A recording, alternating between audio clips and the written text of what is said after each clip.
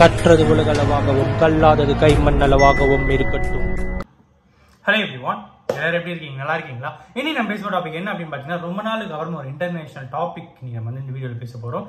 என்ன அப்படின்னா, ஜோதி மல்ஹோத்ரா அப்படிங்கிற ஒரு particular Instagram social media influencer and of course அவங்க வந்து நிறைய லாக்ஸ் எல்லாமே போட்டுட்டு இருக்கிற ஒரு பர்டிகுலர் பர்சன், ஓகேங்களா? ஸோ அவங்க நார்த் இந்தியன் சைடில் இருக்கிற ஒரு Instagram social media YouTube influencer, social media influencer வச்சுக்கோமே. ஸோ அவங்கள இப்போ வந்து நம்ம இந்தியன் கவர்மெண்ட் அரெஸ்ட் பண்ணியிருக்காங்க, சென்ட்ரல் கவர்மெண்ட்டில் அரெஸ்ட் பண்ணியிருக்காங்க. எதுக்காக அப்படின்னு பார்த்தா, அவங்க வந்து பாகிஸ்தான் ஸ்பையா இருந்திருப்பாங்களோ அப்படிங்கிற ஒரு பர்டிகுலர் டவுட் அவங்களுக்கு வந்து அதுக்கு ரிலேட்டடா இப்போ அவங்க வந்து அரெஸ்ட் பண்ணியிருக்காங்க. அவங்க சொல்ற விஷயங்கள் என்ன அப்படிங்கிறது ஒரு பக்கம் வந்து பார்க்க போறோம். இன்னொரு பக்கம் என்ன அப்படின்னு பார்த்தீங்கன்னா, பங்களாதேஷ்க்கும் இந்தியாவுக்கும் ஒரு சின்ன கான்ஃபிளிக்ட், ஒரு உரசல் அப்படிங்கிறது ஏற்பட்டு இருக்கு. அது என்ன அப்படிங்கிறதையும் இந்த வீடியோல அவங்க கிட்ட வந்து தெளிவா பேச போறோம். ஸோ ஃபர்ஸ்ட் விஷயம் என்னன்னா, ஜோதி மல்ஹோத்ரா அப்படிங்கிற ஒருத்தர், ஓகேங்களா? ஸோ அவங்க வந்து ஒரு இன்ஸ்டாகிராம் யூடியூப் அப்படின்னு இருக்கிற சோஷியல் மீடியாவில் இருக்கிற ஒரு இன்ஃப்ளூயன்சர், இந்தியன் இன்ஃப்ளூயன்சர். அவங்க வந்து நார்த் இந்தியன், ஓகேங்களா? ஸோ அவங்க பாகிஸ்தானோட ஸ்பையா இருப்பாங்களா அப்படின்ற ஒரு டவுட். ஏன் அப்படின்னு பார்த்தா, அவங்க நிறைய கண்ட்ரீஸ்க்கு லாக் போகிற ஒருத்தர். சில வருஷங்களுக்கு முன்னாடி பாகிஸ்தான் எம்பசியில் இருக்கிற ஒரு பர்டிகுலர் நபரு கூட அவங்களுக்கு வந்து பழக்கம் ஏற்படுது, ஓகேங்களா? அவங்க வந்து பேசுறாங்க. ஸோ அதுக்கப்புறம் அவங்க வந்து இந்த பிராண்ட் அம்பாசிடர், அப்புறம் வந்து லாக் கண்டென்ட் கிரியேட் பண்றது சொல்லிட்டு எல்லா எம்பசிலையுமே எல்லாமே ஒரு நிறைய டாப் லெவலில் இருக்கிற இன்ஃப்ளூயன்சர்ஸை இன்வைட் பண்ணுவாங்க. ஸோ அந்த மாதிரி ஜோதி மல்ஹோத்ரா அப்படிங்கிறவங்கள பாகிஸ்தானுக்கு அடிக்கடி அவங்க வந்து இன்வைட் பண்ணிட்டு இருந்தாங்க அப்படின்னும், ஸோ பாகிஸ்தான் பேஸ்டாக நிறைய டைம் வந்து அவங்க வந்து பாகிஸ்தானுக்கே போயிட்டு வந்திருக்காங்க அப்படிங்கிறதும் நிறைய விஷயங்களை அவங்களால வந்து பார்க்க முடியும். ஸோ அதனால தான் ஒருவேளை இவங்க ஸ்பையா இருப்பாங்களோ அப்படிங்கிற ஒரு டவுட் ஒன்று வந்திருக்கு அப்படின்றாங்க. ரெண்டாவது விஷயம் என்ன, ஆப்ரேஷன் சிந்தூர் நடக்கிற டைம்ல கூட இவங்க சில முக்கியமான விஷயங்களை அவங்க கூட ஷேர் பண்ணியிருக்கலாம். இந்தியாவில் இருக்கிற சில இம்பார்ட்டன்ட் விஷயங்களை அவங்க கூட ஷேர் பண்ணியிருக்கலாம். அதுக்கான விஷயங்களும் இருக்கு அப்படின்னு சொல்லி இந்த மாதிரி நிறைய ரீசன்ஸ்க்காக அவங்க வந்து அரெஸ்ட் பண்ணியிருக்காங்க.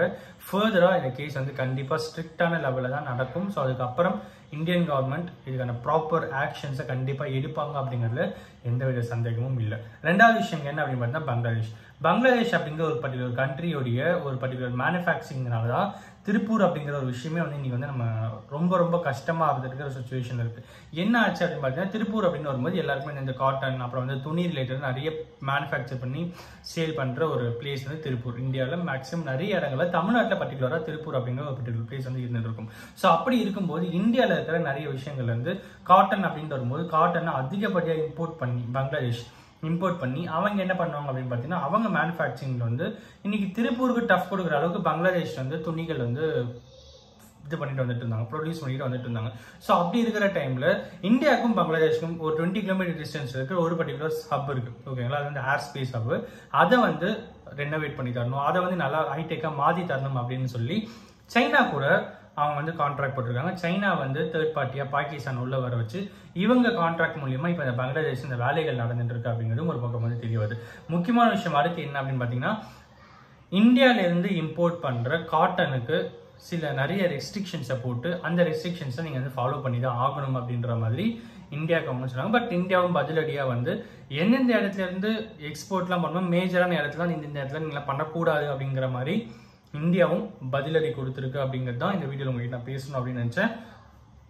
ஸோ முன்னாடி இருந்த இந்தியா வந்து இட் இஸ் லைக் எல்லா கூட ஃப்ரெண்ட்லியா போகணும் அண்ட் எல்லாருமே வந்து நம்ம அனுசரிச்சு போவோம், அந்த மாதிரி ஒரு விஷயம் இருந்தது. பட் இன்னைக்கு எந்த கண்ட்ரி நம்மளை ஒரு சீண்டினாலும் தவறான முறையில் அணுகுமுறை பண்ணாலும் இந்தியா அதுக்கான பதிலடியை கொடுக்குற அளவுக்கு இன்னும் நம்ம ஸ்ட்ராங்கா வளர்ந்து வந்திருக்கோம் அப்படிங்கிறது வந்து ஒரு எல்லா சிட்டிசன்ஸுமே ப்ரௌடா ஃபீல் பண்ண வேண்டிய ஒரு விஷயம் அப்படிங்கிறத இந்த வீடியோ உங்ககிட்ட சொல்லிக்கணும் அப்படின்னு. இந்த வீடியோ எல்லாம் ஒருத்தருக்கு நாலேஜ் இருக்குன்னு சொல்லி நான் நம்புறேன்.